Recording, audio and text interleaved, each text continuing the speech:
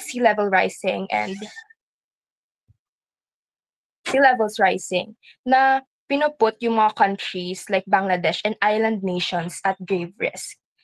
Ang masakit pa niyan is that this isn't a distant threat. In fact, noong 2023 was officially recorded as the hottest year ever recorded. This extreme weather patterns, ang masakit dyan, ang roots din nito ay tayo, us humans, the very people that are now being wildly affected by the deadly heat. Moving on sa biodiversity loss, which is the second planetary crisis. The IPBES, often called the IPCC for Nature, estimates that 1 million species are now at risk of extinction. So hindi na lang siya save the turtle, save the panda, save the polar bears, but mas lalo silang dumadami and it hurts na hindi natin yun ma-minimize man lang. But do we know that we rely so much on our biodiversity? Isa na dyan yung ating food security, water purification, disease regulation, and pollination of crops. Pero what are we doing? We're cutting down forests, degrading wetlands, overfishing oceans, and fragmenting habitats faster than the ecosystem can ever adapt or recover. Moving on, there's pollution. Pollution is the third planetary crisis. Pollution of air, of water, of soil. Do you know that air pollution kills around 7 million people per year, more than malaria, HIV, and TB combined? Also, plastic pollution has reached every corner of the earth, from the Arctic ice to the Mariana Trench. So, one step to minimize this problem is to minimize or no longer use single-use plastic. If we go to the market, try bring eco bags, Tupperwares, or other containers that can be used multiple times as to not worsen the existing problems of plastic pollution. Also, isa pang dumadagdag dyan is the chemicals from industries and pesticide na nagko-contaminate naman sa ating food and water, harming not just the environment, but human health. It's just disappointing that no matter how an average person tries to practice sapat lifestyle, if huge corporations and powerful individuals still continues to choose destructive choices all for the sake of money, still only a little progress would be made, and the root would still be there no matter how much we trim its stems. So these crises, we should know, are not separate. They are interconnected. Climate change worsens biodiversity. Pollution affects ecosystems and accelerates global warming. One feeds the other in a deadly cycle. So kaya kailangan natin ng urgent actions. This crisis, we know, is mostly human-made. But that also means that it's solvable. The longer we delay, the higher the cost, not just economically, but morally. Vulnerable communities, future generations, and the natural world are all at stake. But there's hope that we know there are solutions, and they are within reach if we act boldly, collectively, and fairly. So one way to have the solution is renewable energy. Renewable energy is such a path forward. Pero ano nga ba muna ang renewable energy? For those who don't know, renewable energy includes solar, wind, hydro, geothermal, and bioenergy. They come from sources na hindi nauubos o hindi nag-run out, and they don't pollute when used. Bakit nga ba siya mahalaga? Do you know that the energy sector is the largest contributor to greenhouse gas emissions globally? Now, that's why shifting to a clean energy can reduce emissions drastically while improving air quality. Several countries have made significant strides in incorporating renewable energy sources into their energy mix. Notable leaders include Iceland, Norway, Brazil, Costa Rica, and Paraguay. But what are the benefits of renewable energy? Una, solar and wind are now cheaper than coal and gas in most regions. Solar power could be the world's leading energy source by 2050. This prediction stems from the dramatic shift in the cost of solar panels over the past decade, which has seen prices fall by approximately 90%. However, despite solar panels improving in terms of affordability, their efficiency continues to advance as well. According to Green Match, a UK-based information provider on green energy solutions, solar panels have a lifespan of 25 to 30 years, which is decades of enjoying reduced or zero electricity costs. Also, renewable energy creates millions of jobs. Uh, IRENA estimates over 38 million green jobs globally by 2030. It also boosts energy access, especially in off grid or rural areas. Because unlike fossil fuels, renewables don't come with the same political and price volatility. But what's the progress so far in renewable energy? Do you know that over 90% of new electricity capacity added in 2022 came from renewables? And countries like Denmark, Costa Rica, and Morocco are powering significant portions of their grid with clean energy. Yeah, of course, but renewable energy is not without its challenges. Ayan nga. Storage and grid infrastructure needs to catch up. Financing gaps still persist, especially in low-income nations, and policy support remains inconsistent.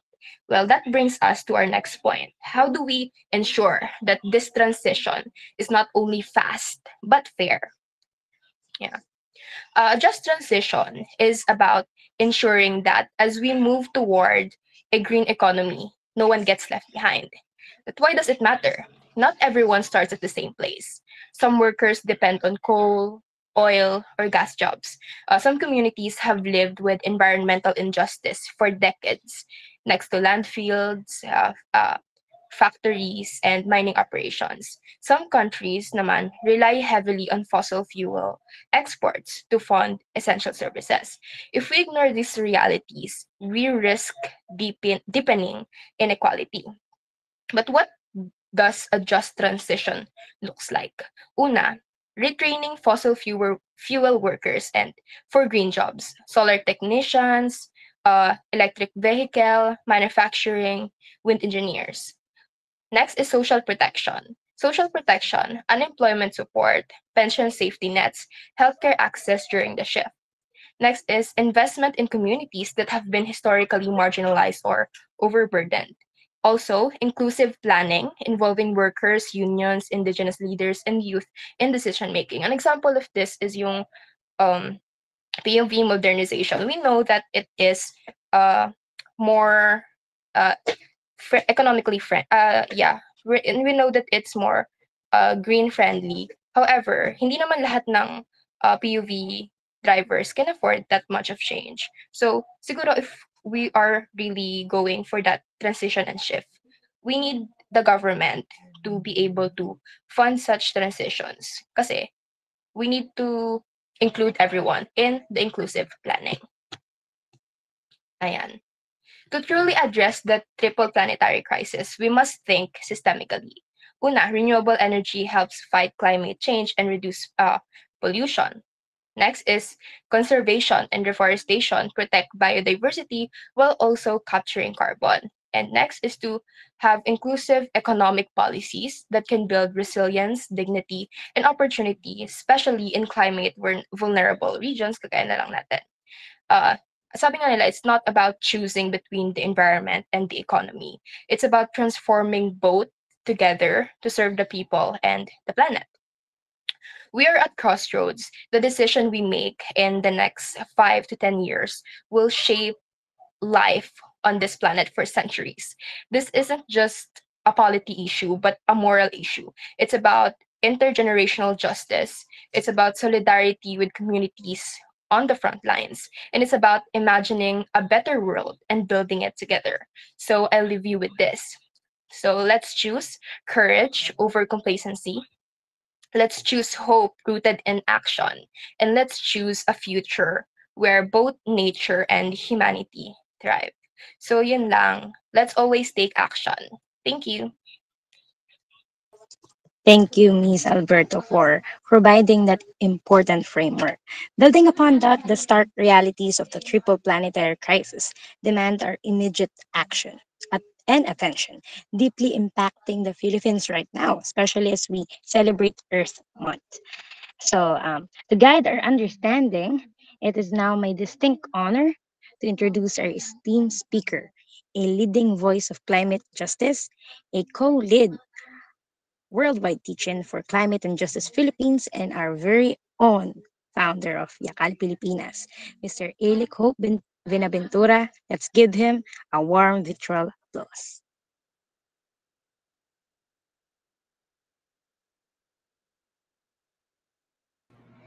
Thank you very much, Ella and Jana, for that introduction.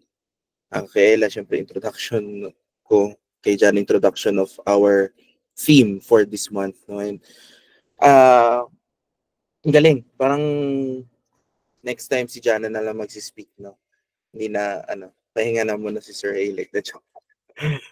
Kuhang-kuha na yung framework natin. No? And at least, if you've listened to the discussion of our leader for the Envoy Committee, ni Jana, no? It bodes, it shows how deep, no, Yakal Pilipinas is in terms of these kinds of discussions. And that's actually the no, no, what we want here, that youth are engaged in this way. Now, as our tech presents my presentation, I'll kind of reintroduce myself. Aside from being a leader, advisor, and committee leader in Yakal, I am also a working person. No, I am in my profession. I am a climate policy development officer in the Department of Finance. But disclaimer lang po, no, although I mentioned that background of mine, I will not be speaking on behalf of the government, especially with what I'm going to discuss today. Aside from that, my background is social sciences, major in economics and political science. So you'll be hearing a lot of social aspects rather than technical or scientific aspects. Pero syempre meron pa rin naman kasama, no? Because climate change is cross-cutting and intersectional in terms of how we deal with it. Now, let's talk about RENJT. So these are acronyms used to refer to renewable energy and just transition. Okay, so let me begin this discussion with a question. Ano ang ine-expect ninyo na i-discuss natin with this topic? What are your expectations? No, you signed up for yes, Princess. About climate change po. About climate change. Yes, very good. Of course. Yun ang main triple planetary crisis na i-discuss natin for our ENJT. What else, Steven? Good afternoon, sir. Good afternoon. Yes po, from Sultan Kudarat po. So, Wow. yes po. So, my expectation po for this webinar po is I'm actually a biology graduate. So, I will focus on your target po for the year 2030 because I believe that being a member of the youth of this community po is kailangan po natin na mag cooperate hindi lamang what I mean is hindi lamang ang government ang kumilos but rather tayong mga ordinary people we must address these issues na kasi like your speaker kanina po na mention na the climate change and pollution are the number one factor po ng destruction dito sa ating habitat po. So I would like to rin po know na what is your question na lang po, sir, to be honest. What Sure. is your what is your action being a private sector po or the non-government organization to address this huge problem, especially in Metro Manila and other cities in the Philippines po? Wow, very good. Thank you po. Napakagandang question. And we will actually answer that at the end of our discussion. Ways forward natin yan. Thank you very much, Steven and Princess. Very insightful inputs from our participants. So I guess there's much knowledge that we have. Yes, Neil? Sir, doon lang po sa expectation ko. Sure. I expect a grounded yet forward-thinking conversation that does not merely celebrate the promise of renewable energy, but we would like critically examine who owns that promise, who benefits, and who is at risk of being left behind. Wow, very good. No? Napakalalim nung expectation na yun. But I guess or I hope na we meet that expectation, no. Being part or being exposed in lots of talks of the countries, no. Syempre in political science we study countries also as well, no. You hear lots of promises, 'di ba? You hear lots of positive things. But well, on the ground you know what's really happening, right? So try nating i-relate yan sa renewable energy. Now, nagkakaroon ng, kumbaga, nagba-branching out na yung ideas natin ng discussion, ano? So, let's proceed with our discussion.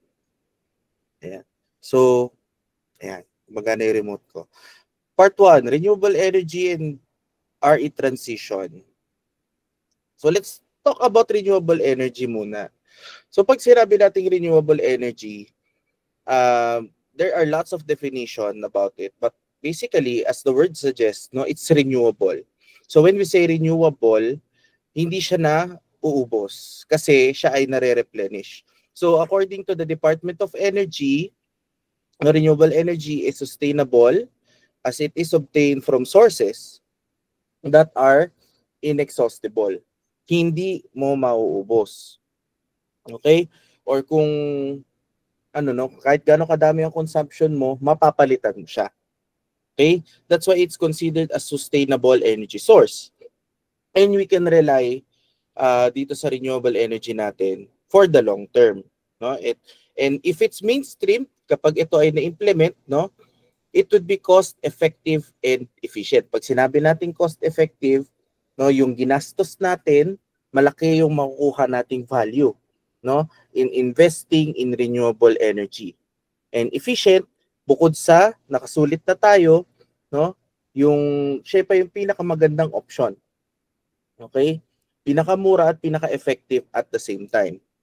Right? So meron tayong different kinds of RE. Of course, nandiyan ng wind, solar, bio, geothermal, hydro, meron pa tayo actually ocean. Right? So ito yung mga, just to give you a glimpse of the types of renewable energy that we have, no, meron tayong solar energy. Kaya pag sinabi nating solar energy, ito ay energy generated from the sun, no? Tapos ina-absorb ng ating mga solar panels, stored or directly transmitted yung energy transformed into electricity, no? Kapag biomass naman, lahat ng bagay sa mundo, no, na living, okay, meron yang content, no, na carbon. Okay? So meron din tayong energy, no? Alam niyo yung energy cycle sa mga ecologists, biologists, no? Meron tayong energy cycle, no? Yung energy na yan na nakastore sa atin, no, sa mga puno, sa mga halaman, sa mga animals, okay, pwede i-convert yan into renewable energy. Ang tawag natin doon biomass. Okay? May isa siyang counterpart, si biogas. Sa madaling sabi, ito yung mga gas na lumalabas sa living things. So for example, sa burp ng baka, no, yung methane na nakukuha sa manure nila, that's biogas.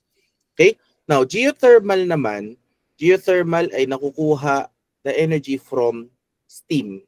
Okay? Pero anong pinagkaiba nito sa fossil fuel? Ang geothermal, nakabase siya yung init niya sa Earth's core, no? Or sa mantle rather. Okay? Dahil mainit yung core ng Earth, 'di ba? No, like malapit ka sa bulkan, magre-release yan ng heat at yung heat na yun magre-release ng steam, and that steam can be used as source of energy. Now, the good news is the Philippines is very rich and accessible sa tatlong renewable energy na ito. Number one, for solar energy, we only have two seasons, no? Dry and wet. To be technical about it, at trivia, no, we don't have summer, no, sa Philippines. We have dry season, no? Dry and wet season. So, ibig sabihin, in a year, annually, mas malaki yung time na meron tayong araw. No? And that means more energy for us to use, to store and to use. No? And we are agricultural, we are rich in biodiversity. So if meron magbabayogas tayo, magbabayogas tayo, pwede rin. Okay? Although there are certain precautionary measures, no? Maybe we can discuss later. Okay, geothermal naman, very sa atin, no? Proximate kasi tayo dahil tayo ay nasa Pacific Ring of Fire. So, napaka-accessible nito sa atin pala. Okay? So as yung mga sumunod na types also, no? Pindot ko na ba?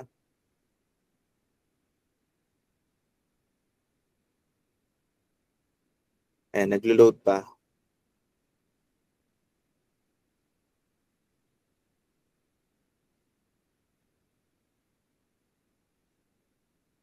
Siguro ask ko na lang yung tech muna na nag-lag daw siya. So, yung mga sumunod natin, of course, di ba, meron tayong wind. Very popular yung wind na yan. Ginamit yan ng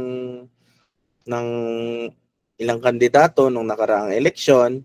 No? Ang wind energy, yan ay sa wind turbine. No? Dahil may hangin na natural na nagfo-flow sa bansa natin, sa mga mountains, no, mga high areas, and even sa mga offshore, no.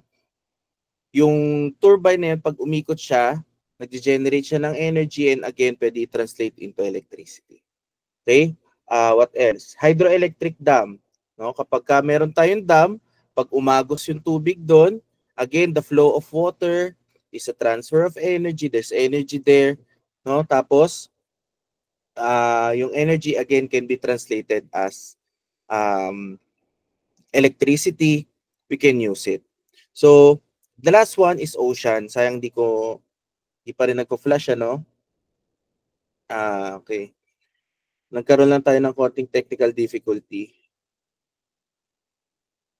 Yung ocean, it's fairly new but not really, no. Ang ginagawa nito, yung wave naman. No, kaya ang tawag din sa kanya ocean, tidal, or wave energy. Okay? So, ang ginagawa nito, yung wave, no, yung alon, no, natural din yan. Hindi nauubos yan. Diba? Kinukuha natin yon, ginagamit natin yon para magpaikot ng turbine din sa ilalim ng dagat. Tapos yun yung nagiging energy. Ang ganda pakinggan, kasi parang napaka-accessible, napakadaming dasana natin ito. But what are the reasons why we don't have it yet? So later, madidiscuss din natin yan. I hope okay na yung PowerPoint natin. Yun, gumagana na ulit. So thank you. Pakita ko lang yung Ayan. So yung hydroelectric dam, pag napuno yung dam, mag-aagos ng tubig yan or mag-flow, and that considers as translatable energy. Okay? So ocean wave, tidal, we can actually capitalize this. No, Philippines very healthy in terms very tayo, no? Sa atin, kumbaga yung tayo napapagaligiran ng dagat, diba? Maraming tubig sa atin. Yung wind, maraming pwedeng sources, of course, no? So very applicable sa atin. Masasabi natin na isa tayo sa pinaka nagbe-benefit sa RE. Now, the RE rationale, bakit ba natin kailangan mag-venture into RE? Aside from those benefits na sinasabi ko, no? Kasi yung usage ng fossil fuels, as also discussed by Jana earlier, has caused climate change and other environmental and social problems, no? Time immemorial na yan, alam natin, fossil fuel hindi siya healthy. Bukod sa ito ay naglalabas ng greenhouse gases na nagkukos ng climate change, it also causes pollution. No? At politically, when you look at it, ang may-ari ng mga fossil fuel na yan ay yung mga mayamang countries and corporations. Ngayon, habang sila nagpo-produce, no, sa kanilang mga pabrika and all that, no, their facilities, they are producing products, of course, and as well as greenhouse gases, they get richer in this capitalistic world. Okay? They get richer by destroying the world. While the whole world, kasama tayo doon, we suffer the consequence. Okay? Kung ganong sinwerte natin kanina in perspective of RE, ganon ang minalas natin in terms of disasters, people. No? In terms of vulnerability, sa World Risk Index, number 1 tayo. 3 years consecutively, 2022, 23, and 24, na pinaka at risk sa disasters. Kasi, bukod sa nasa Pacific Ring of Fire tayo, which is susceptible tayo sa lindol, tsunami, at pagputok ng bulkan, now we are also proximate to the Northwest Pacific Basin.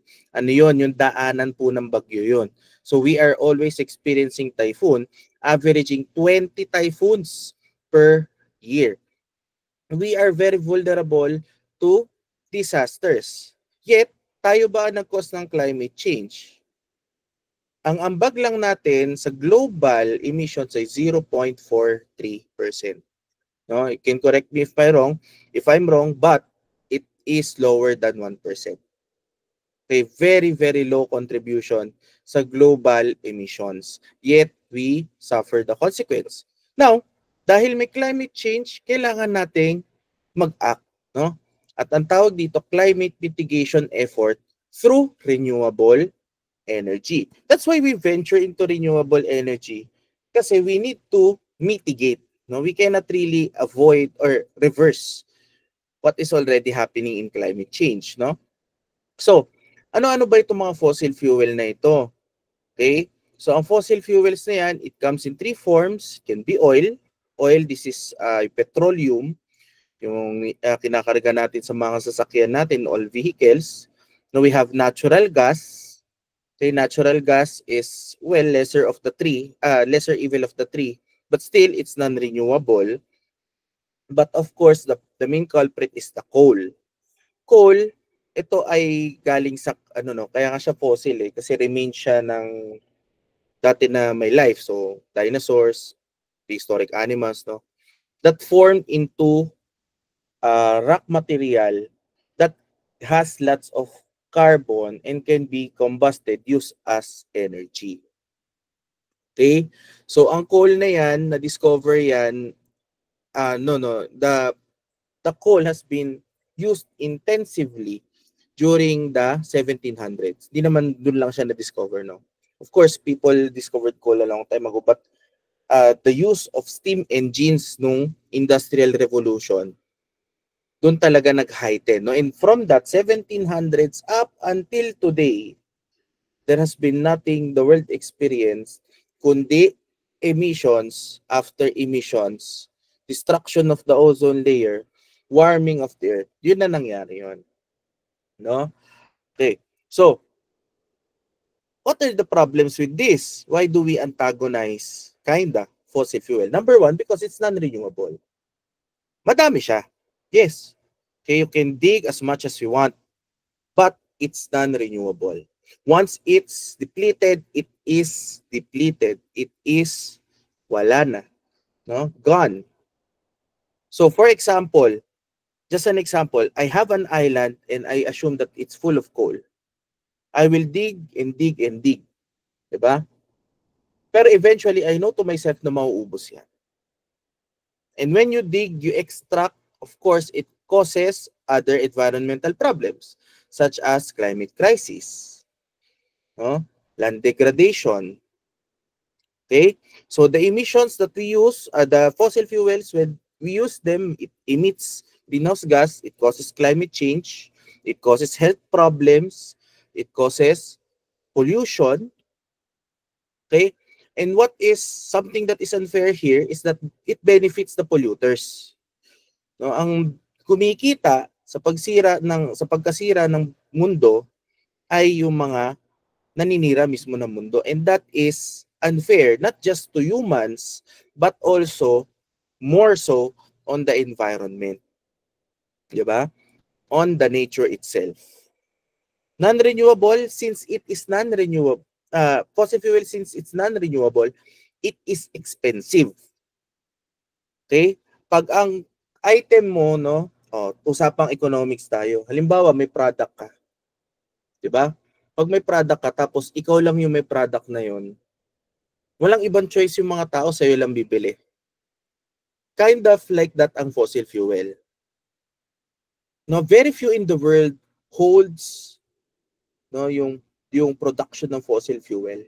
So they can actually manipulate it to their advantage. That's why it's volatile, no? The prices are volatile. And I'll explain that later on, no, with a very clear-cut case study as to how it changes, no? Bakit ba sinasabi nila tumaas ang presyo ng petrolyo sa pandaigdigang merkado, ganun-ganun kabilis, no? Bakit ganoon? Right? And as you can see on this data, no, trends in global emissions. Okay? From the past century, it was always fossil fuel in industry. No, very huge contribution up until 2010s. Okay? So, doon tayo balik tayo sa kabila, no? Ano ba benefit ng RE then? No? It's renewable. Kung yung isa nauubos, ito hindi. No? At hindi lang isang source niya, mamili ka. No? There are lots. Okay, of course, climate mitigation, low carbon emissions, zero to low carbon emissions ang renewable energy. Clean energy, when you use it, it doesn't pollute that much. It's healthier, it's cheaper. Why is it cheaper? There are just few materials you need to create it, and as habang tumatagal, nag-a-advance yung technology, especially ng solar, mas nagmumura siya. Okay? And energy independence. As I have mentioned, di ba, may mga nagko-control ng prices ng fossil fuel. When we are renewable, the heck we care about fossil fuel prices. No? Hindi pwede natin sila i-brush off na we have renewable energy here domestically in our country. Now, why would we depend on you? Okay? So the data that you are seeing on your screen right now, no, according to the Philippine Energy Plan, sets 3 scenarios. Pasimplihin ko na lang, no? Mas maganda yung clean energy scenario 1 and 2. Ibig sabihin, no, kung ipagbabasihan mo yung ngayon, yung reference scenario, kumbaga kung ano yung meron tayo ngayon, you stop it, you don't improve, ito yung magiging kahihinatnan natin. Okay, mababa ang renewable energy mix. Okay, we are still dependent. But in terms of, no, yung clean energy scenario, we have lots of sources of energy. Okay, and we will have energy independence. We will have, no, energy security. Yun kasi pinapanakot nila, no? Pag di kayo nag-fossil fuel, paano kayo magiging energy secure? Diba? So, the question keeps ringing. No, what's holding us back, no, from transitioning? No, anong pumipigil sa atin to transition to renewable energy? It sounds good, it is amusing, but what holds us back? Okay, lots of reasons, no, and one main reason is fossil fuel dependency. Yeah, law is one. And that is actually a result of fossil fuel dependency. According to Statista, an organization committed sa data analysis, no, fossil fuels, for more than 80% of all primary energy consumed worldwide, today's world continues to be heavily reliant. Okay? Pag sinabi nating heavily reliant, we do not have any substitute, or we have little substitute to fossil fuels. So crude oil, natural gas, and coal. Prosperous countries with significant raw material resources are among those with largest share of fossil fuel consumption per capita. Ano ibig sabihin nun? Kung titignan mo, and at the same time, iilan lang ang mga may hawak nito, and these are prosperous countries. Okay? Prosperous countries, they hold ownership, no? And that is, again, no, a tool that they can use to manipulate the prices. Yes, tama si comments, no? Yung nasa comments, no? It can be manipulated for their personal interest. Okay? Now, I conducted a simple pest analysis. Just the framework of pest analysis. In order to identify why do we have fossil fuel dependency, what are the reasons and implications of which. Now, politically, there are countries and transnational corporations, no, mga malalaking bansa and malalaking businesses in our world na, as I've mentioned, benefiting from the scenario that we have right now, the business as usual. Okay? When we say business as usual, again, ito yung status quo. No? Kung ano nangyayari ngayon, not sustainable, not renewable, they benefit from it. Okay? So, because they benefit from it, they make products, okay, that makes us consume it. Alright? And make us more reliant. Alam nyo ba ang Pilipinas, we are still reliant on fossil fuels. Okay? And we import this, no? We actually spend bulk of our money to buy fossil fuel from other nations who are already rich. Now, we are dependent to them because we need energy. And because we don't have RE, or we don't have enough RE, okay, we still are dependent to them. You know what? Global politics can be very volatile and arbitrary. Pwede siyang magbago. No? Pwede siyang depende sa ano, baka biglang, no, ewan natin, may ma-elect na US president na may something ata sa ulo at mag-impose ng lots of tariffs on formerly na allies niya, di ba?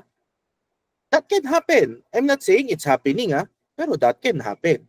No? That's how arbitrary it is. So, how can we be secured that we have this alliance, for example, with US, na sila magiging forever source natin sila at mabibilhan natin ng coal. Yeah, China. Right? China number 1. Okay, they're winning the tariff, the trade wars with US daw. Okay? Now, going back to the political side, no? I want you to understand that this is something that is beyond domestic political will. It needs to be a global political will. Okay? So, it doesn't mean that we cannot do anything about it, no? But we have to recognize it to know where we can start taking advantage of. No? So, we know that these are companies wants to hold us, or these nations, the big nations want to hold us in our necks para they control us fossil fuel. No? Then they produce cars that run in fossil fuel, reliant on fossil fuel. There has been lots of studies even before of cars not reliant on fossil fuel. Diba? Meron nga, may part water, tatakbo na siya. Bakit hindi yon nag-mainstream? There's a reason. Because politically, the owners of fossil fuel does not want that because they will be, kumbaga mawawalan sila ng business. They would have no market anymore. Pangalawa, economically, diba? How can they influence our economy and get more profit out of us? Dami na nilang na-produce na car, no?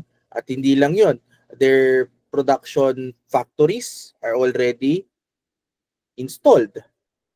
Kumbaga, pag magpapalit na naman sila ng technology, gagastos na naman sila. And this economic problem does not only, I don't know, happen above, but also below. No, this is a political economic problem. For a simple citizen like you and me, we are struggling every day to make our life, no, to survive. Okay? We do not really identify with these issues. Ano ibig ko sabihin? How would we care about these issues if we ourselves are struggling to acquire basic needs? No? And this has been a trap for us. No? Naging trap na yan sa atin that we do not know about these issues. No? Yes, control. They're trying to control us in a way that they can manage to get the votes in our democratic system. Okay? If you want to talk about that more, we can talk about it some other time. No? But for the interest of time, let's move to socio-cultural. No? Socio-cultural, we are blind to fossil fuel dependency because it is ingrained and embedded in our daily life. Madaling sabi, wala tayong choice. Meron tayong choice, pero mahal. No? Paano na ma-afford ng normal na mamamayang Pilipino ang Tesla, ng ang mga ano ngayon, yung mga mahal na e-vehicles. Afford lang nila yung tig 50,000 na lumang kotse from the 90s. And that happens in the Philippines. Diba? Why people buy old cars? It's because of the broken system. That's one. Second, because cars are a symbol of success in the Philippines. Big time ka pag nakakotse ka. Diba? That's cultural. No? That's socio-cultural, socio-psychological. Diba? Now that we just accept it, okay? Again, I'm making you understand so now you see the strings. Okay? Nakikita natin yung strings in the society. Now we can do something about it. Yeah. Because it's not regulated, no, yung e-bike, no, it's not regulated properly. It's not given adequate space. Even the normal bike, no, it is ano, no, then sino nagsasuffer? Both mamamayan na nagda-drive sa broken traffic system. Okay? Yeah, it is renewable. No? It's a venture for renewable. The e-bike, the e-vehicles. Okay? And that leads me to the the fourth one, no? T, no, technological. When you assess it technologically, our technology is outdated and slowly, no, very slow ang adjustment to RE, not fast enough. Anong evidence natin dyan? We have e-vehicles. We have e-bikes. Okay? But since we have little investment to RE, technology, and infrastructure, may e-bike ka nga, magcha-charge ka ng kuryente, yung kuryente na pinanggalingan ng e-bike mo, saan galing? Diba? Although, no, I don't want to villainize it at na lahat, no? I am pro e-vehicles. Okay? But it just eliminates a chunk of non-renewables. Kasi kapag chinarge mo siya, pero ang base load mo pa din, ang pinanggagalingan pa rin ng karamihan ng energy natin, fossil fuel, di ba? It's just face value. Surface lang yan. So we need to have a technological advancement talaga. Alright? Now, sabihin sa atin ng gobyerno, magastos. Yes, it takes at least, if I remember correctly, 55 million US dollars annually to finance our energy transition to 2030. No? But as civil society, I would say that that's the government's problem. You have to do it. They have to meet the targets. Okay? Now, beyond politics. Okay, kanina nababanggit ko na to. Okay, the issue on R is not just simple linear issue. It's complex and global, as I have mentioned. Okay, so this is referring to my example na ang reason kung isa sa malaking reason ba't wala tayo RE, no, not just because of financing, it's because of, again, the control of fossil fuel in the world. Global coal production ranking, sino-sino ang mga nasa top? China, India, US, Australia, Indonesia, Russia. Alam niyo Indonesia, nung 80s, sa sobrang production nila ng fossil fuel energy, yung usok nila umakyat papuntang Malaysia and the Philippines. No, naging geopolitical problem natin yan sa ASEAN. No? So these are huge nations.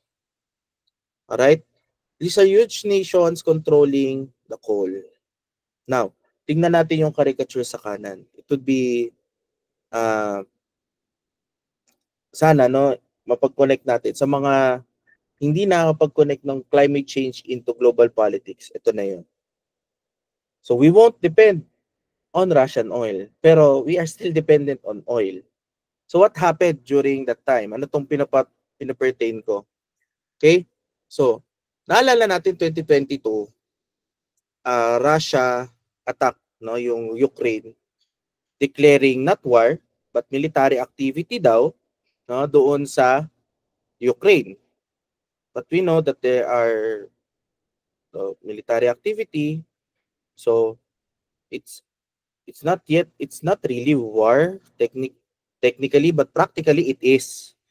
And it's Russo-Ukrainian war, no, in formal terms, pero sabi ng mga Russian, hindi namin war yan, it's just Putin's war. Sir, bakit tayo nag-uusap ng war? Okay?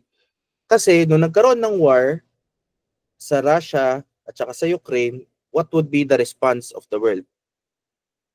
No? Anong nag-respond ng mundo? Tulad ba na sinasabi ng mga tao na sa Pilipinas, sa West Philippine Sea, gigirahin tayo niyan, gigirahin. Magkakaroon ng World War III. No, hindi yon, no? Tama. Ba, si Feni. They imposed sanctions. Many sanctions, specifically the European Union. Okay? Ano naging sanction nila? We will not buy oil from Russia. In Russia, ang pinakakinabubuhay nila is fossil fuel production. Exportation of fossil fuel. Okay? If you study the geography of Russia, even though they are the largest country, it's a huge chunk of ice. Puro yelo yan. Wala kang makukuhang agricultural product dyan. Mas marami pa tayong pagkain kaysa sa Russia. But why are they rich? Even though natalo na sila sa Cold War ng US, paano sila nakabawi pa rin economically? Because they have fossil fuel. And that, doon sila inatake ng UN at ng EU. No, hindi kami bibili ng embargo ngayon. Siyempre, kung tayo Pilipinas, naku, meron tayong binibiling oil sa Russia. Oh, yes, totoo yun. Meron tayong Russian na source. Paano ngayon tayo niyan? Okay? To meet our energy, alam ginawa nila, it's not venturing into RE. It is to find another source. So tayo, anong ginawa natin? Naghanap lang tayo ng bagong bibilhan. Mas kumita lang ngayon si China, mas kumita lang ngayon si US, si Saudi, si Indonesia, si India. Diba? Now, punta tayo dun sa effect. Ngayon, may pakialam ba tayo dito? Normal na tao. Magkano gas nung time na yan? No, it spiked up to what price level? Some parts of the Philippines, almost 90 pesos per liter. Ang diesel. And diesel is supposed to be cheaper. Okay? Why? Anong dahilan nun? Okay? Explain ko sa inyo. Economic explanation. Ganito yan, no? Pag ang product, hindi siya renewable at konti lang may hawak sa kanya, Diba? Once na na-threaten siya in any way, no, in-embargo eh. So, ibig sabihin, hindi na accounted for yung supply ng sa Russia. Although the supply exists, okay, virtually, wala yung slide ko. Virtually, as if there's an illusion na nagkaroon tayo ng shortage. Wala talagang shortage practically. Yung pagbabago ng prices sa world market, okay, nagkaroon ba ng shortage? Hindi na ba maaabot yung supply ng energy natin? No. There are enough stock. There are enough energy source. And we're not talking about RE yet, ha? Yung fossil fuel. Meron. Pero why is it, no, na kapag nangyayari yung mga ganitong social phenomenon, nagkakaroon tayo ng supply shock, nagkakaroon ng shortage, or at least illusion of shortage? It's because, no, dahil non-renewable siya, when it's threatened, the owners have the right to spike up the prices. Dahil the demand for oil, hindi siya bumababa. Because it's a staple thing. Because we use electricity every day. Because we need to drive, we need to transport our goods and services to and fro every day. No, there's always a demand for energy. Kahit sobrang, 'di ba, sa demand and supply, pag mataas ang price, mababa ang demand. Hindi totoo, hindi 'yung agad effective sa fossil fuel products. Kasi wala tayong substitute. That's why we need renewable energy. No? When we have renewable energy investments in the Philippines, okay, kailangan, okay, magkaroon tayo ng transition from fossil fuel dependent to renewable energy mainstream economy. Once that happened, it will not be as volatile as it is. Okay? Because we have adequate source of energy, not dependent on countries. Diba? So it's all good for renewable energy, seemingly, no? Ang ganda pakinggan. Pag nag-renewable energy tayo, makakawala tayo sa fossil fuel dependency natin, number one. Pangalawa, we contribute to climate mitigation. Pangatlo, it's sustainable. Okay? Sige, mamaya sasagutin natin yan, Renny. No? Maganda yung tanong niya. Okay? So, now, ano naman yung sinasabi natin, just transition? Bakit ang discussion natin ngayon does not end with renewable energy alone? Diba? Madaling sabihin yan, mag-renewable energy tayo. Sige, venture it now.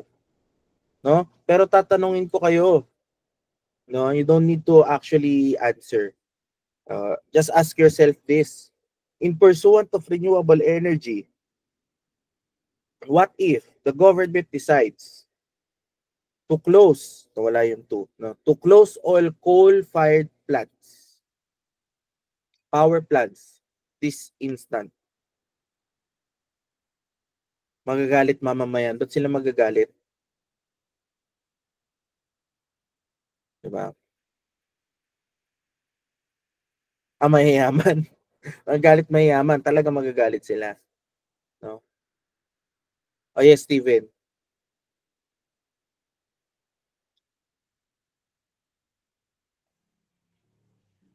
Sir, good afternoon po. Once again po. So, for me po, pursuant to renewable energy po, I think po, I agree po na i-close ang all five power plants po, because for me, this 2025 po, kailangan na po natin mag-transition. Although, may negative effect sa ating economy, directly to the economy, but we need to think on the other side because kung kung medyo ano yung economy natin, slightly baba yung mga sales sa economy, Mhm. sa environment naman, ano yung major impact? So parang until now po, parang yan po yung kwan ko eh. Parang tinitambang ko pa rin. But if I were you po, kung ako po ang tatanungin nyo, need nyo ng opinion, I think it's right time po to not totally close po, but we must transition from coal-fired plants to renewable energy po. Because Yeah. kung, ito pa po sir, if we continue these coal-fired plants in the next 20 years, 30 years, hindi natin alam po. Baka in 2050, wala na po. What I mean is, wala na po yung next generation natin. So, I probably, kung hindi man totally ma-close po, I suggest po personally to as part of this webinar, and I'm speaking of youth of the Republic of the Philippines, if not totally close, we must to transition. Yan lang po. Thank you, sir. Thank you very much, Steven. And maganda yung naging takbo, naging tail of thought niya sa dulo, we must transition. Yeah. And actually, the response that I will be giving you ay yung response din nila Glenn, and the other participants who are here. Diba? Ni Benny, ni Lady, no? Okay? Kapag masyado tayong naging aggressive, no? Kasi sinasabi nila, it's just a matter of political will, sir. No? Mag-decision lang tayo. May ganon. No? Ipasara mo lahat ng coal-fired power plants. This instant. Okay? And again, no, we are still relying yung tinatawag nating base load. No? Pag sinabi nating base load, ito yung foundational number or amount ng energy source, which is, well, right now is still fossil fuel. No? Kailangan natin lunukin yon. We are advocates here. Okay? We are advocates here of renewable energy. We want it to happen. No? But we have to consult in our senses the practical sense of doing so. When we say close all coal-fired plants, it's not feasible. I agree with the comments as well, no? To do it this instant. Okay? Anong mangyayari? Pag ginawa mo siya this instant, yung usapan natin ngayon, itong nangyayaring balitaktakan natin, baka mawala. Bakit? Mawala tayong kuryente. Kasi doon marami doon pa din nakadepend sa coal-fired power plants. Okay? So, what I'm after here is that we have to consider a deep understanding as to how we transition from fossil fuel dependency to renewable energy. No? And it needs to be gradual, but it needs to be hastened as well. But not an instant, of course. No? Kaya nga tayo may energy plan. No? I will not be presenting sa inyo yung Philippine Energy Plan. It's an available document online naman. But the idea is, the government has planned it out. No? And of course, may role tayo in this, no? In this matter. Now, let me go to the idea of just transition. Okay? So, kung titignan natin, okay, dito tayo sa left side, no? Okay?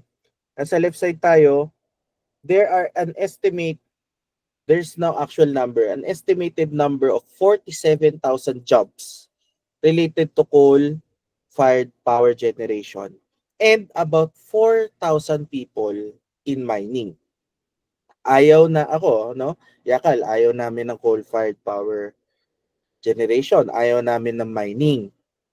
Pero this is reality na merong mga kababayan natin na they are living, no, doon nakabase yung kanilang kabuhayan. No, this is their source of living as of the moment. No, and if we cut it off just an instant, no, sige, huwag na tayong pakialam dun sa mga mayaman. Mayaman sila eh. O, mawalan sila ng negosyo. Okay? Pero tignan natin, how about their employees? How about their laborers? No? And the term just transition actually is the reason why we have to think about these things. No? Ang just transition, it floated in the 80s. Okay? Kasi doon nagsimula yung mga environmental movements. No? Okay?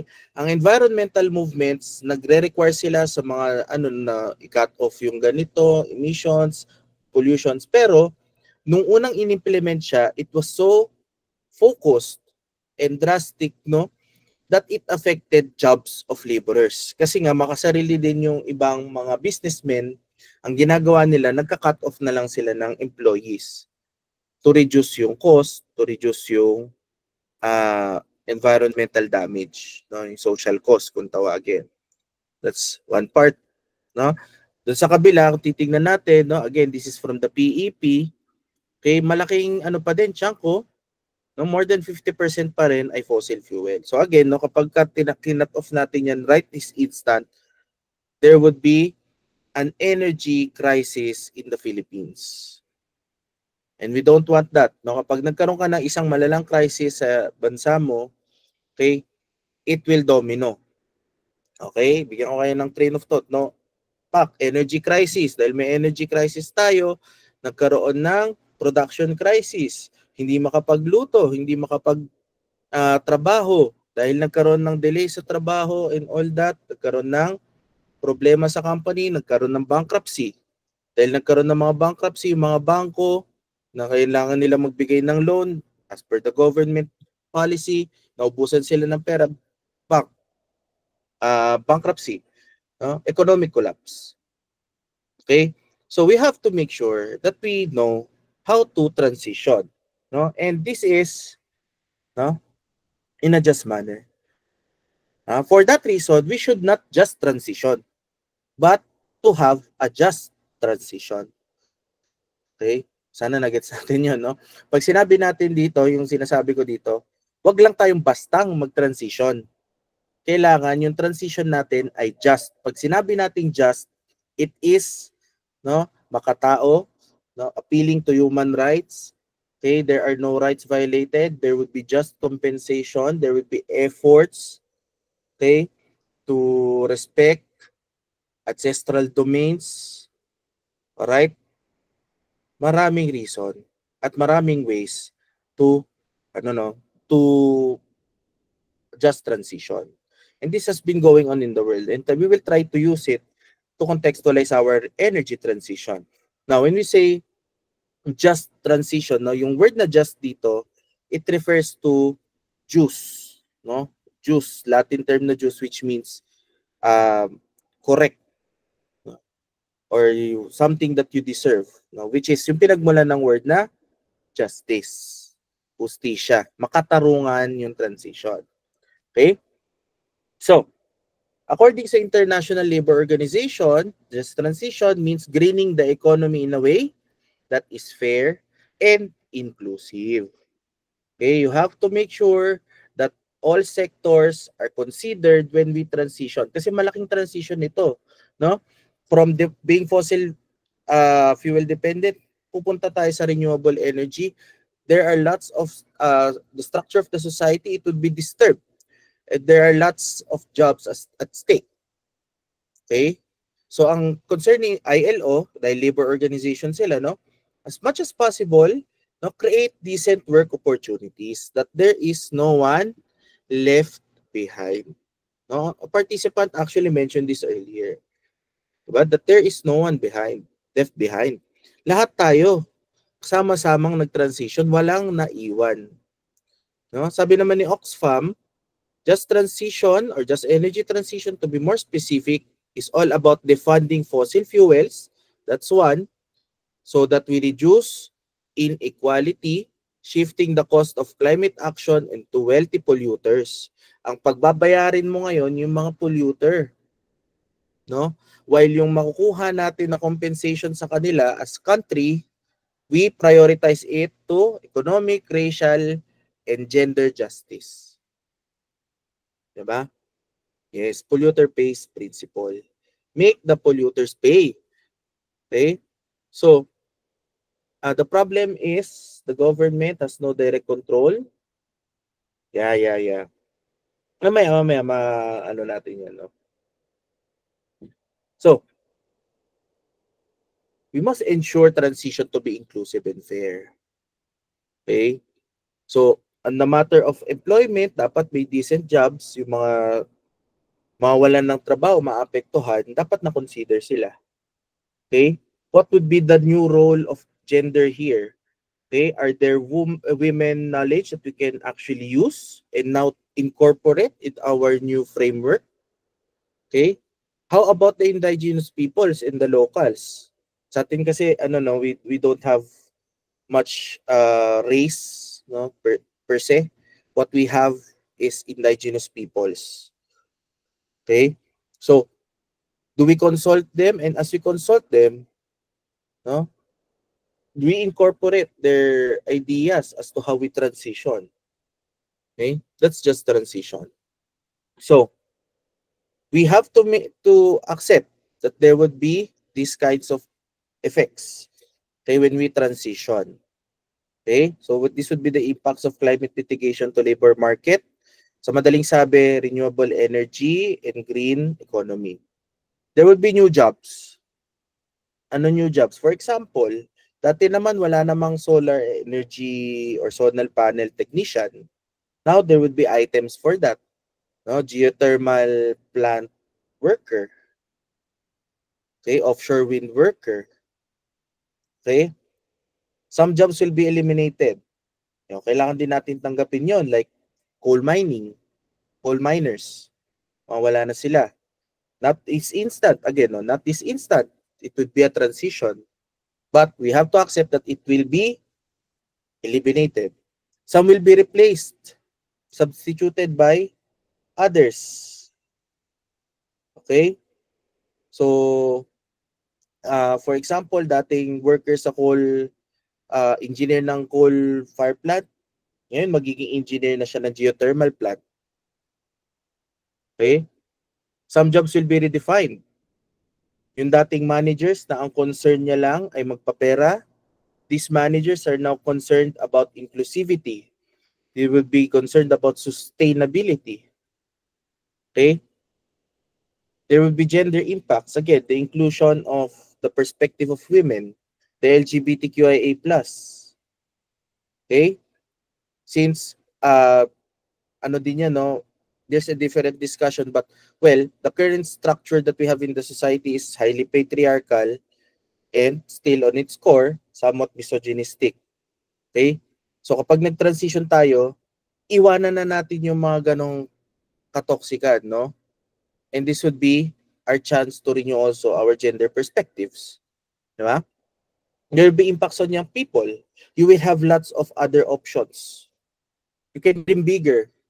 You don't have to worry about the future that much. Kasi sustainable. Diba? You're not afraid to face tomorrow because there is tomorrow. There will be tomorrow. Okay? So these are some very important impacts that we have to accept. And we have to prepare for as we transition. Okay, what else? So how do we make transition just? First, do not replicate harm by old systems such as discrimination and land grabbing. Hindi ko i-sugarcoat ang RE. Bakit? Ang RE ginagamit yan ng greenwashing, as greenwashing. Ano yung greenwashing? Ito yung ginagawa ng mga countries or ng businesses per se to make them appear that they are doing something for the environment. But really, it's just a face value. No? It's just for PR. So it's just for their publicity. So it's just to checklist dun sa sustainable development goals but not really into the application of which. Okay, bigyan ko kayo ng Example, no, hypothetical muna. Okay, there are lots of dams, hydroelectric dam na tinatayo, malalaki. They want it to be big. Pero saan siya tinatayo? Saan siya ini-establish? Sa mga ancestral domain. No? Tapos ang gagawin nila, they will magic yung pirma ng consent, they will magic yung modify, do their business, to modify the number of signatures they needed, no, for the free prior informed consent or yung FPIC kung tawagin natin, no. 'Di ba? Mga magsasaka ang apektado, mga mangingisda, tatayo ng floating solar. Saan itinayo? Sa pangisdaan ng mga maliliit na mangingisda. 'Di ba? Ang tawag ko dito, sustainability paradox. No, I have actually a writing about that. You can Google it. No? Sustainability paradox. It's a paradox because we want it to be sustainable on one end, which is climate, no, climate action, climate justice. But it's not really justice if you are, no, diminishing the rights of others. So it's important to include IP, to include gender rights group, labor groups, and other members of the civil society to craft effective transition policies. And I will be blatant, no, if the policy is not consulted with this, no, IP, gender, labor, academe, local communities, fisher folks, farmers, no, rethink that policy. Kasi kung perspective lang ng government yan, kahit gaano kagaling ang government, the knowledge of the IP, knowledge of gender, women, LGBT, farmers, it's still tantamount to an effective transition. We can talk about sustainability paradox next time. But it's just the idea that we aim for sustainability, but then eventually we still commit the same mistakes that we do, no, in the past system. At nagkakaroon lang tayo ng reshaping of injustices. No, it's just a new phase of injustice. Okay? So third, upskilling and reskilling for green jobs. Okay? Sasama loob niyan, malamang ng mga employees ng coal. But we have to explain to them that we are doing this for the greater good, that we're doing this for sustainability, and their reskilling and upskilling will be paid for and subsidized and incentivized. Ano ibig sabihin nun? Dapat wala silang isi-shell out na economic expense, no? Hindi dapat ma-disrupt yung kanilang living because of this transition. So that's the government's role. No? And actually, that's the polluter's role, no, to pay for the upskilling and reskilling of the green jobs. Okay? So, sunod dyan is make sure that polluters pay. No? Particularly for our transition. Marami tayong transition. No? But dahil we're talking about renewable energy, they should pay. No? Because they have been developed for the longest time in the world while we suffer climate change as a world, no, as a global community. Okay? And in matter of finance, provide proper incentives and subsidies to support just transition. May just transition efforts ang isang business. Support dapat ng government yan. Highlight this transition of a huge corporation. For example, like ASEN. ASEN is under Ayala Group, no? Meron sila mga just transition ng early decommissioning of coal. Dapat 50 years ang coal plant, pero ngayon, dinidecommission na nila, and in 10 years time, wala na. Parang ganun, no? Iiksi yung buhay. Tapos sila nagpe-pay for ng upskilling at reskilling ng kanilang laborers. Now, the government can highlight that. And that would signal the private sector, yung mga businesses na mape-pressure sila. Na pagtingin nila, oh, ginagawa na to at sila nakakatanggap ng benefits ng society, no? Social benefits, not just economic, social benefits from it. Okay? So, that's how we do just transition. At least, no? On a simplest sense. Of course, there are lots of things that I haven't touched here. For example, yung actual na finding of finance, naku, mahirap yun, no? Okay? So, but, well, as I am speaking on behalf of the civil society, I would say that's the government's problem. Okay? So, bibigyan ako ng 3 example ng unjust transition sa Philippines. And one was mentioned already. One was mentioned already by Jana. Okay? So, una, yung binanggit niya, no, yung PUV modernization. That is a just transition issue. People might not think of it that way, but it's actually a just transition issue. Bakit? No, hindi ba alam ng mga jeepney drivers or natin, no, natin in general na nakaka-pollute ang mga jeep? Alam naman natin 'yun, no? Hindi ba natin alam na delikado yung setup ng jeep, especially kapag luma na, tapos may mga sumasabit pa, no? Tapos syempre dahil sa quota system, no, yung tinatawag natin boundary, nagmamadali pa itong mga jeepney driver magpatakbo. Alam naman natin 'yon, tama? Okay? Pero it does not merit for the government to suddenly pull the plug. Okay? Kasi political will daw 'yun eh. No? Si Digong daw malakas ang political will, kaya PUV modernization agad. Okay? But come to think of it, ano nangyari? Anong mangyayari? Okay, if tatuloy siya, yung mga jeepney driver ba, sila ba yung magdadrive ng mga bagong jeeps? Are they being naka-receive ba sila ng proper training to be na-reskill ba sila or na-upskill ba sila to drive yung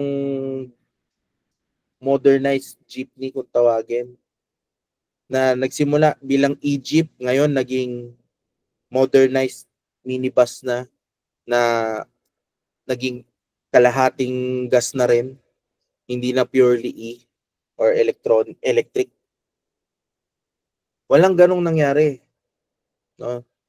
There has been no just transition for them. Okay? Alam natin, no, mas komportable, naka-aircon, okay? Yung bagong jeepney. Pero, no, the way it is being imposed is injustice. Unjust. No? Unjust yun. Okay? Kung ikaw mapupunta sa sitwasyon ng mga jeepney driver, hindi mo rin gugustuhin yun. No?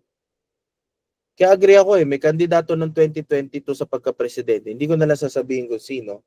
Pero isa sa mga gusto niya ipanukala is to give reskilling training sa mga driver. Kasi kung tutuusin, 'di ba? Kailangan talaga nila. Okay?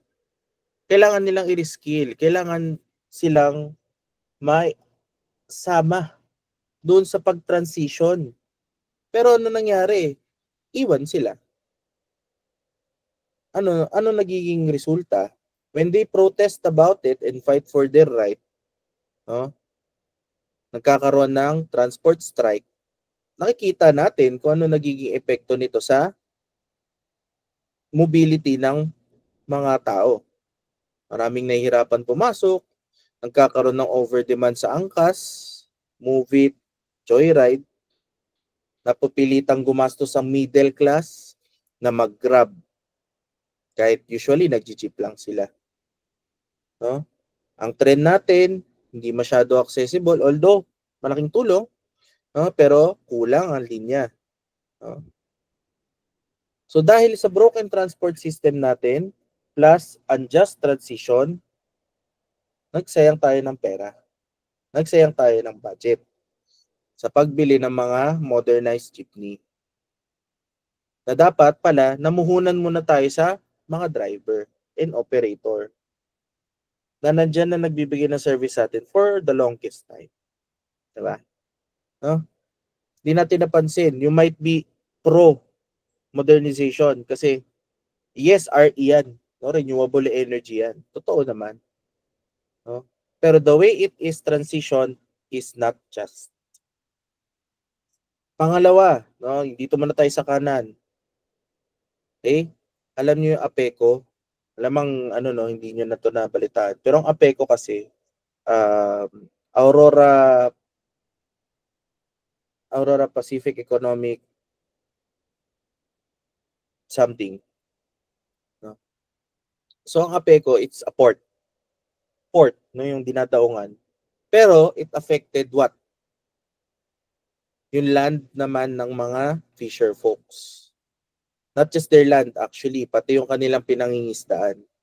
Dahil may APECO na, no, nabawasan sila ng source of their livelihood. This was way back 2012, no? So nangyayari pa rin siya. Tapos ngayon magve-venture daw ng renewable energy ang APECO. No? Magre-release daw sila ngayon ng wind energy, I believe. No? Pero this is an injustice na nangyari in plain sight. Okay? Baka sabihin nyo, masyadong inaaway si Digong, ito, time to ni Aquino. No? It doesn't really about the personality. It's about the idea that these are not just. Okay? And of course, isa sa mga biggest naming advocacy sa Yakal, no? Kaliwa Dam. Ang Kaliwa Dam, dalawa ang sinusolusyonan niyang problema. Energy crisis, tsaka water crisis. Water crisis ng mga taga Maynila. Pero, at the expense of whom? No, thousands of indigenous people. Libo-libong indigenous people ang magsasuffer. Coming from different clans and tribes. It's not proper for me actually to say tribes. I'm just saying it to depict the demography. So, for example, yung mga Dumagat Remontado, okay?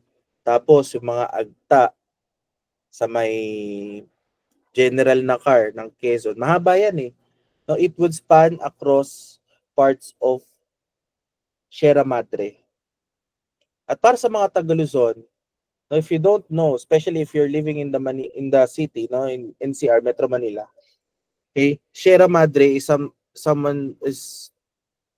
we should be thankful for Sierra Madre. Kasi because of Sierra Madre, nasasalag yung mga bagyo.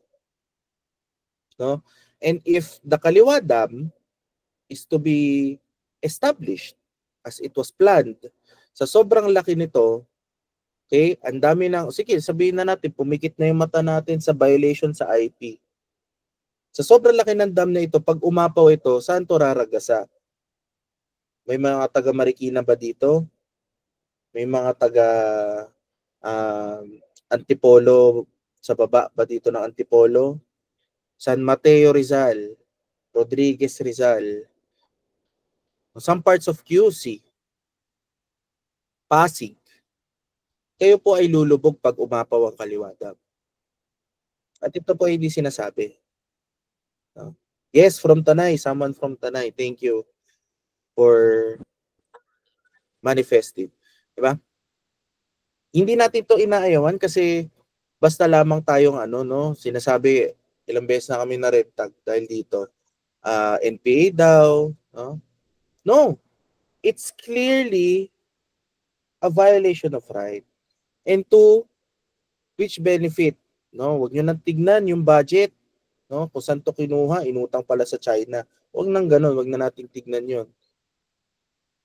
No, wag na nating tignan sino yung contractor, Chinese company pala. No? Political matters din 'yon eh. Pero tignan natin ngayon, focus tayo sa IP. Nung 2023 bumisita kami sa Daraita, di pa ako nakabalik unfortunately. No, around this time din, May. Tapos we talked about this climate change, about the Kaliwada, with the Dumagat Remontado leaders. No? Pag nakausap niyo yung mga IP, mga indigenous people, they're the sincerest and purest people you will ever encounter. No, kung tayo kasi, pag nakita tayo ng lupa, may presyo agad yung lupa sa atin eh. Lupa, pinaka yan, no? Pinakamagandang investment. Kasi lalaki value. Sa kanila, ang lupa, walang kabayaran. So you cannot put a price tag on land because land is their inheritance, no?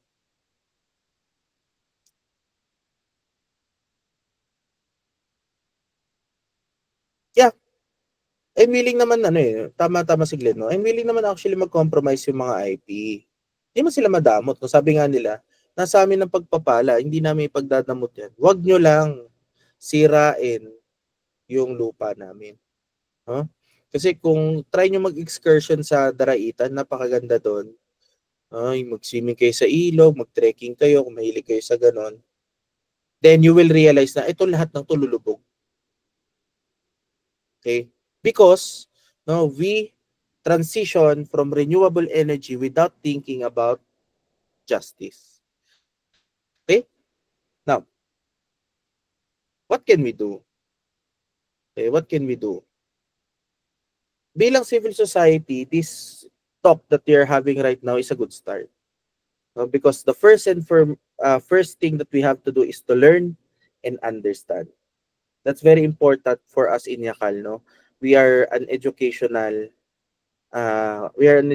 organization as well. Okay? So it's important for the civil society, tayo, no, as citizens, to learn and understand these things. Okay? So sana merong mga wrong connotations na nawala, na bago, may mga right connotations na na-validate. Meron tayong mga ideas na ngayon na pulot, na pagtagpi natin yung scenario, no? Why is it important to learn and understand? Tulad ng sinabi ko sa inyo kanina, it is to see the invisible strings. Invisible strings that controls us. Kapag hindi mo inalam, sabi nga ni Socrates, no, an unexamined life is not worth living. No, kapag hindi mo in-examine yung nangyayari sa iyong buhay, hindi ka talaga nabubuhay. No, ikaw ay nag-i-exist lang. Now, learn and understand these issues. Why? So, you can tell the story. Every movement starts with someone telling a story. No? Martin Luther started with his dream. No, I have a dream. Okay? The feminist movement started with women. Of course, no? Women wanting their rights. Now, mga IP, ang lakas na ng loob ngayon, no? Recently, nagkaroon ng barricade sa Mount Pinatubo, yung mga AITA, no? Because they now know their rights. They have their story to tell. Nagsimula yan doon, no? If you want to have a more concrete, no? A more concrete step to take right now. Syempre, dahil wala tayo sa government, wala tayo sa private sector, no? And doing certain environmental practices will be just a matter of routine. Support organizations. No, habang nag-aaral tayo, inaalam natin yung mga issue, support natin yung mga organization. No? Madami organization, Angat Kalikasan, no? At Kalikasan Katutubo Pilipinas, Greenpeace, Climate Reality Project, Institute for Climate Sustainable Cities, Philippine Misiror, Partnership Incorporated, Rights of Nature Philippines. Napakadami natin pwedeng suportahan. Bakit natin sila susuportahan? No? For example, ngayon, nasa 100 plus tayo. That 100 people who will support them, no, will push them, will fuel them, okay, to talk to the governments and engage dun sa tinatawag nating social dialogue. Now, if you want to be physically present, no, talagang immersed kayo, no? Mas makasali kayo sa social dialogue, join the social movements. Hindi ko sinasabi mag-rally kayo, baka against kayo sa rallying, no? Okay? Pero, well, it's your right to rally. Wala nang problema doon. Pero kung gusto nyo, more formal, more academic, more diplomatic, hanap kayo ng social movement na or organization na saswak sa inyo. Diba? Social dialogue is key. And I'm not telling you this because I'm from the government. I'm telling you this from experience. Okay? Since the world is turning or transitioning to be more sustainable, the governments are having what we call whole of society approach. They are now more open to the voices of the people. Okay, may mga red tagging pa rin, meron pa rin mga gumagawa nun. Pero in general, no, the bureaucracy that we have, it accepts opinion. It accepts social dialogue. Okay? Kailangan lang din nating magsimula. Okay? So, keep yourself updated also. Ano ibig ko sabihin sa keep yourself updated? Huwag mong hayaan na yung mga issue na nalaman mo ngayon at yung malalaman mo pa ay wala kang update. Kasi madali tayo makalimot. Alam niyo mga Pilipino madali makalimot. No? One decade we are overthrowing a dictator. Another we are electing one. No? Madali tayo makalimot. One decade we are fighting for women to be empowered, no? Tapos another decade we will pride for misogyny. Mga ganun, no? And Filipinos, so in general, we are guilty. Although personally, baka hindi naman kayo guilty, no? But you know what I'm saying? It's a social structure thing. And we keep on forgetting. We keep on getting distracted on many things. So, ibig sabihin dito, keep yourself updated in a way na bantayan natin yung mga issues. Okay? Bantayan natin. Let's call out as much as possible yung mga practices na nakikita natin mali. You can start with your community. Feel ko iba sa inyo malakas sa community. Or your school. You can ask your school, why are we not talking about renewable energies that much in our school? We can actually venture in net zero sa school natin pa lang and be an example school, for example. Be a benchmark school for this or that. Okay. Diba? So with that, I hope you've learned insights, no? It's a very broad topic. We can discuss. Ang dami natin pwedeng entry point for another discussion. So, but for now, that would be our discussion for today. Thank you very much. I'm opening the floor for discussions. But to formally open that, I'll call Ella pala muna. Ella, the floor is yours. Thank you po, sir. So we extend our sincere gratitude for Mr. Benaventura for that comprehensive and very engaging presentation talaga. Na it hooks our audience to participate. It has significantly enhanced our understanding of the climate crisis and the potential of renewable energy and the imperative for a just transition. We will now proceed with the question and answer session. Participants are now invited to submit their questions for the speaker through the chat function. We will endeavor to address as many inquiries as possible within the allocated time, of course. Now, sir, while they're formulating their questions, let's go back po to Mr. Nilias. Sabi niya po dito, may I ask, sir, what are your comments about bringing back the nuclear power plant? Thank you, Ayan, sir. yun yung hinahanap kong tanong. Nuclear power plant. Comments. Okay, educated opinion about the matter, but still an opinion. It's inefficient. Sorry to say to nuclear scientists, I know they're doing so much effort. No? Number one, mas mura kasi ibang energy. No? Pag nag-venture tayo sa nuclear, malaki rin yung magagastos natin. Okay? Malaki yung magagastos natin. Hindi na siya practical. No? Yung, for example, another example, baka yung iisip natin sa Bataan, no? The Bataan, I don't agree. No, marami na gusto buhayin yung Bataan nuclear power plant. I don't agree. Why? Kasi since sinara siya, marami na nagsettle around it. No? Marami na nagsettle na people near Bataan nuclear power plant for it to be opened again. And we've seen enough evidences from ano nga to, Chernobyl, no? And all that incidents where nagkaroon ng nuclear yung sa radiation, and that's dangerous. Of course, no, we cannot ang tawag dito, risk. Now, in terms of in the future, okay, let's say, okay, kung talagang pag-uusapan natin siya and it would be a viable option, I would have to say, kung meron tayong stable economy, okay, why not? But of course, we should regulate it. No, we should regulate it kasi still may waste yan. At yung nuclear waste, it cannot be recycled, it cannot be put into use again. No, kasi hindi pa finalize si nuclear fission, no?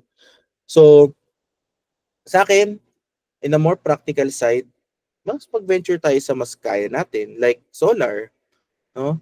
Ang solar, mura siya, pwede mo siyang ilagay kung saan, no? And contrary to popular belief, it doesn't need to be really directed towards sunlight.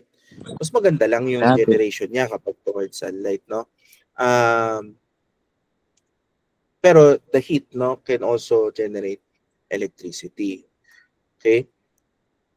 So, what else? May nagtasa kami kanina, you want to recognize that, sorry. Siya muna. Si Miss Balaso po ata. Yes, please.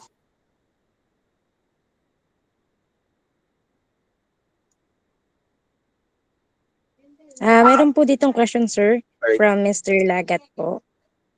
Sabi niya po dito na, good afternoon po, sir. Thanks for their insightful discussion po.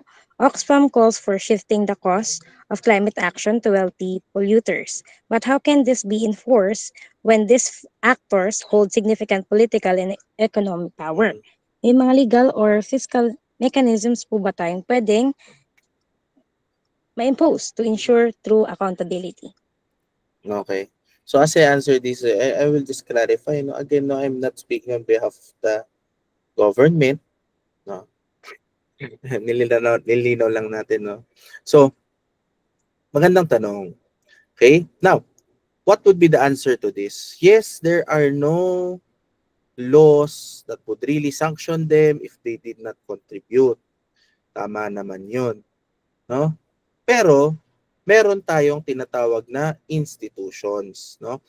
International institutions, ito ay anak ng tinatawag nating institutionalism theory or neoliberal framework ng international relations, kung saan ang cooperations ng country, it results to form institutions to push forward yung kanilang agenda, the collective agenda. Now, in 2015, the UNFCCC, United Nations Framework for Climate Change Convention, ay bumuo ng isang agreement. Ito yung tinatawag nating Paris Agreement. Sir, Paris Agreement Treaty, wala na namang ngipin yan. No? But actually, that is not true. Meron naman siyang konting ngipin in a way that it created what we call Green Climate Fund. So, meron tayong Green Climate Fund.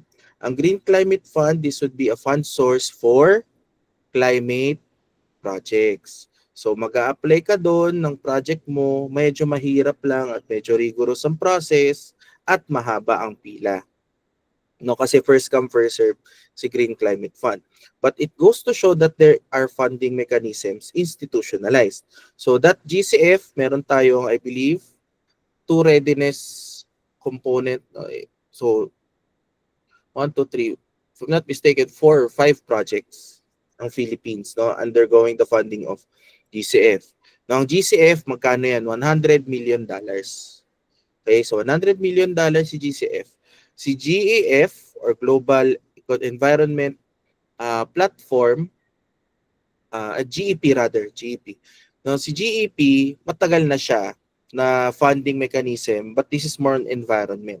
Nagkaroon din siya ng anak na funding source from UN, which is yung Adaptation Fund.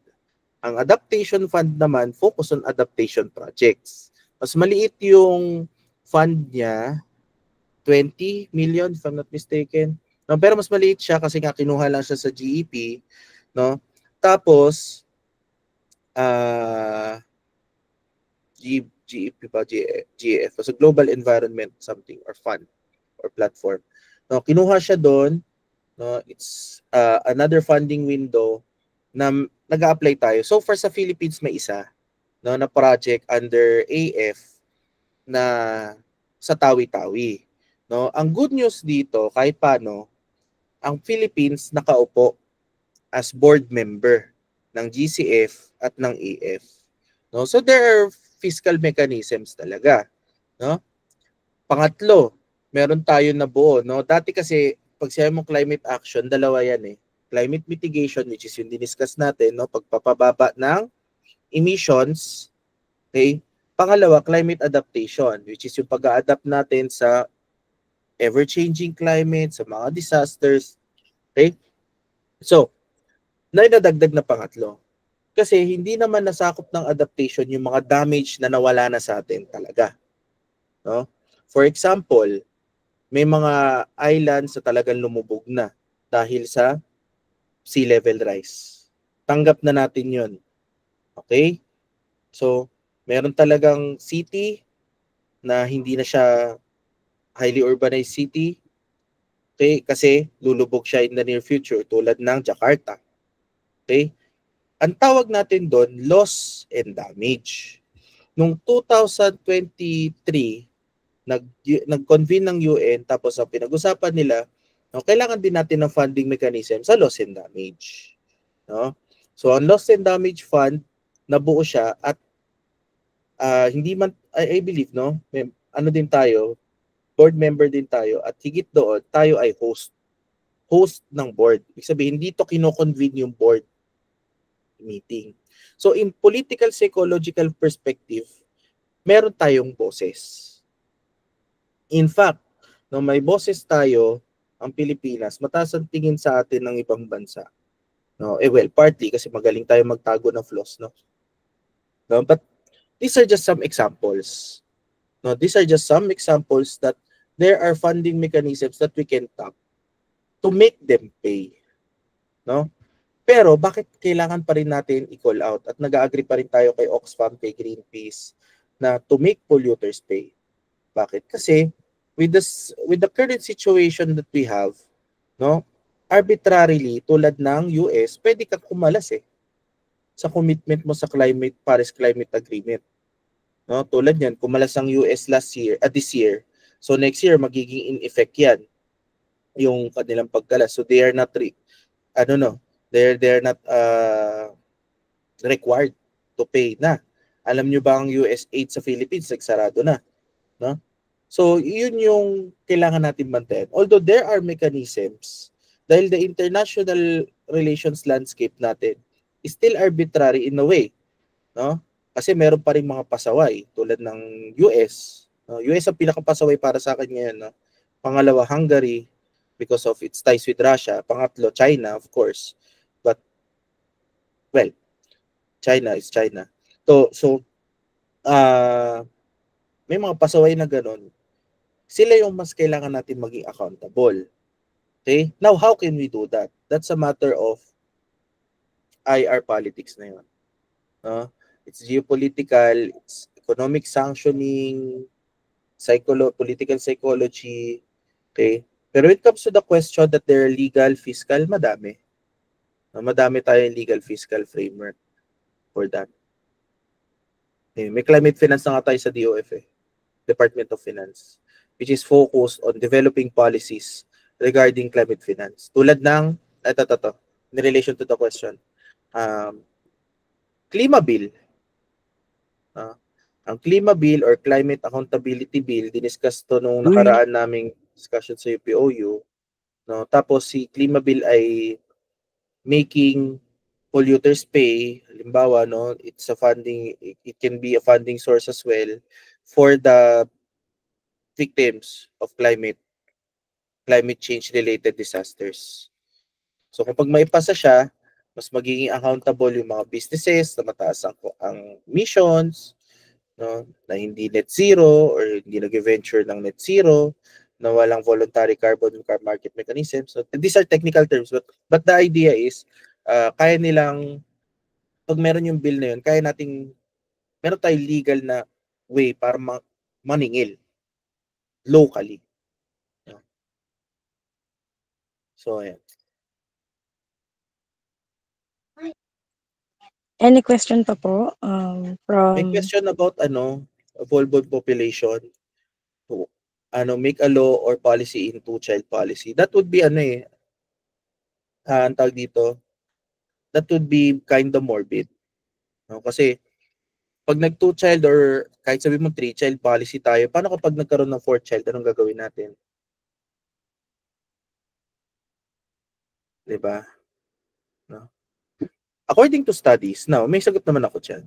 Now, according to studies, the best way to mitigate the problem and alleviate our situation in the over the ever-growing population of the Philippines is through education. It has been an encompassing study na education is directly related to number of children. No? It makes sense. Simple, it makes sense. Pansinin niyo kung sino yung mga may mga natapos, sila yung mga dalawa lang ang anak. Isa. Minsan nga wala. Usuin yun. No? Kami, aso-aso lang in our age. I'm 30. So, ayun. With a family of 4. 2 fur babies. Kasi ayoko mag-anak. Diba? So, the idea is, education kasi, it makes you understand the responsibilities na kasama nung pag-aanak. No? Unlike yung mga hindi nakapag-aral.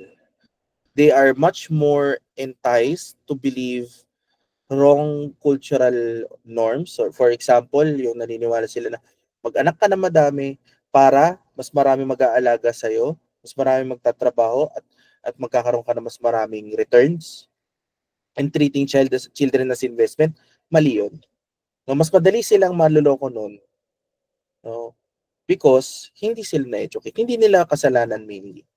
No? Kasalanan yun ng system na hindi sila inalaw na ma-educate. Now, mas specific kung sex education. No? Diba? Meron tayo, we can talk about education crisis also natin. Malaki ang educational crisis natin sa Philippines. Now, I haven't mentioned, but I was a teacher. No? Kaya for 7 years din ako nagturo. I know, no, firsthand na there is crisis in education in the Philippines. No? And it's not just about the knowledge that they have. It's about understanding. They don't get simple moral tenets. People nowadays don't get simple moral tenets. No? The value system. Anyway. Stricter policy. Yeah. Any more questions? Yan. Opo. Tama. No, tama ka, Benny. Yes, Smith. Go ahead. So, ayan. So, baka napindot lang. Meron akong discussion nung 2024, I believe, na I talked about that. Alam nyo ba, ng pinakamalaking carbon footprint ng tao ay nagsisimula pag siya ay baby. Mas malaki pa kaysa kapag matanda ka na. Because of all the attention that you need and all the products that you need. No? So kumbaga nagdodoble, nagtitriple pa. No? Ang carbon footprint mo kung ikaw ay baby. So imagine a population that is young, tulad ng Pilipinas. Young ang population natin. Ano ibig sabihin nun? Madami sa atin bata. At madami sa atin bata nag-aanak. You might not say yes, pero no to babies. That's up to you. No, I'm not advocating that. Sorry if I advocated that kinda indirectly. But of course, we are doing this for the next generation. No? Kaya nga tayo nag-venture ng environmental talks. It's sustainability talks. It's for the next generation naman. We don't want yes to baby, no to babies. Ito, di ba kaya kayo ganyan mag-isip? I believe it's because you understand how raising a kid in this economy, just go. But it's an extra challenge. It's an extra challenge, no? Tapos, it's an unfair situation for the millennials and the Gen Z because of capitalism and mortgage, we have lesser options of where we can live, where we can have jobs, etc. Diba? So, parang hirap mag-anak. And any more questions? So, I think, sir, wala naman na pong question also. Thank you to everyone who submitted their questions. We had a lot of insightful inquiries, and we appreciate your active participation. And now to officially conclude our event for this afternoon, we welcome back Miss Alberto for her closing remarks. Thank you. Ayan, sobrang dami nating natutunan na valuable insights and very comprehensive topics from Mr. Benaventura. I just want to take this opportunity, of course, to thank everyone that spent their time with us today on their Easter Sunday, and also to thank my colleagues, Ate Ella, Sir Alec, and Kuya Franz on tech. And I hope that we realize that, yes, the transition to renewable energy is possible, but we don't do it instantly. Sabi nga ni Nina, step by the step para sumakses tayo. And yes po, meron po tayong e-certificate. Ayan, and into that success, kailangan nating isama lahat and promote just transition. Ayan, to not keep you long, may I ask everyone po to open their cameras for documentation and photo opportunity. Ayan. Yes po, we can do photo op po. Please open your camera po sa mga available. Ayan. Okay, 1, 2, 3. One more. 1, 2, 3. Ayan. Thank you so much po sa lahat ng nag-participate. Ayan. You can now... ano po, and finally, Yes. po. Thank you, Miss Alberto. And finally, for those anticipating it, the evaluation link for complimentary e-certificate is now visible on your screen. So please take a moment to scan the QR code or kindly click the link that has just been shared in the comment box. Please be reminded that e-certificates will be ready within 7 business days. Also, please ensure that you answer all the necessary information correctly, especially your names and email addresses, to ensure a smooth delivery of your certificate. So while you take a moment to access the certificate evaluation, remember that the conversation doesn't end here. Yakal Pilipinas is committed to turning this knowledge into action. Here are some ways to you can get involved. Siyempre, kaya sabi ni Sir Ali kanina, let's educate ourselves and others. Let's continue learning about renewable energy and just transition. Share what you've learned today with your friends, family, and communities. And stay tuned to Yakal Pilipinas social media for upcoming campaigns and initiatives related to climate action and sustainable energy. And lastly, I think on the personal note, let's make conscious choices in our daily life to reduce our carbon footprints and support sustainable products and services. And don't forget actually to join us later today from 6 p.m. to 8 p.m. for our second Earth Month webinar, Pollution and Waste Circular Economy, where we'll explore solutions for a zero waste future. You can find the registration link on our Facebook page. Next slide.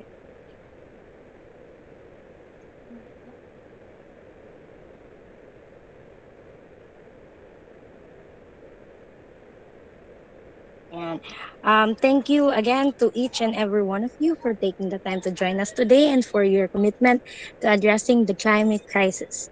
Let's continue to work together towards a sustainable and equitable future for all Filipinos and for our planet. Please follow Yakal Pilipinas on our Facebook page for updates on our future events and campaigns. Once again, thank you for joining us. Have a meaningful Earth Month and blessed Easter Sunday. Thank you so much. Thank you, guys. Thank you so much. Sa mga pupunta mamaya, Thank you see you. po. Thank you po. Thank you po. Wow.